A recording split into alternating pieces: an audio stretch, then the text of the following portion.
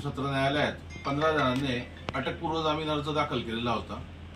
तर त्याच्यामध्ये मी काल माझं म्हणणं मान्य न्यायालयासमोर मांडलेलं आहे पुराव्यांसकट। मान्य न्यायालयाने ती माझी सगळी बाजू ऐकून घेत असताना मला आदेश दिलेत की आपल्याकडचे सगळे सबळ जे पुरावे आहेत हे सगळे पुरावे तुम्ही पोलीस प्रशासनाला द्या, जेणेकरून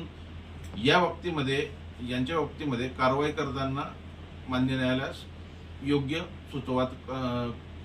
योग्य निर्णयात्मक भूमिका घेता येईल।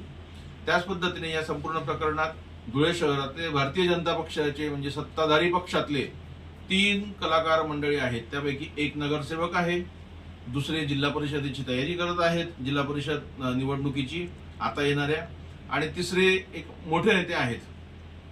तर माझं खुल्लं आणि या बाबतीमध्ये सांगणं राहील, कोणालाच माफ केलं जाणार नाही।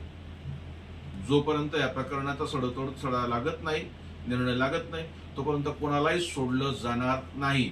ज्या ठिकाणी जो असा आगाऊपणा करण्याचा प्रयत्न करेल, हिंगोणेकर तर हा बाबाला काल अटक ज्यावेळेस केली त्यावेळेस हा तर बाबा अक्षरशः इथून धुळ्यातून त्यांना अटक केली आणि हा बाबा ओपन फिरत होता। अक्षरशः तुम्ही इकडे अटकपूर्व जामीन अर्ज दाखल करताना इकडे ओपन फिरतात।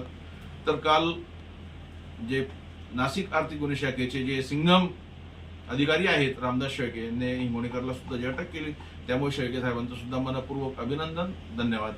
जय महाराष्ट्र।